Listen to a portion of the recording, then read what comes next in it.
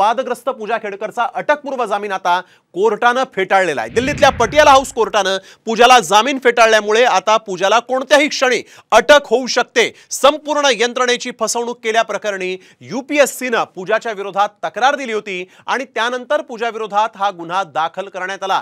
त्या विरोधात आता पूजाने अटकपूर्व जामीन अर्ज केला होता। हे प्रकरण दिल्ली पोलिसांकडे वर्ग करण्यात आलेलं आहे। कालच यूपीएससीने पूजाचं आयएएस पद रद्द केलं होतं आणि त्यानंतर आता पूजावर अटकेची टांगती तलवार आहे।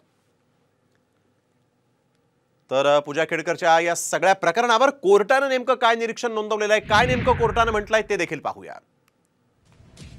पूजाचा अटकपूर्व जामीन पटियाला हाऊस कोर्टाने फेटाळलेला आहे।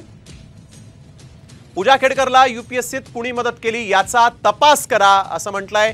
पात्र नसताना चुकीच्या पद्धतीने सूट मिळवलेल्या सर्व उमेदवारांना शोधून काढा। निर्णयाविरोधात पूजा समोर दिल्ली हायकोर्टात जाण्याचा मार्ग खुला आहे।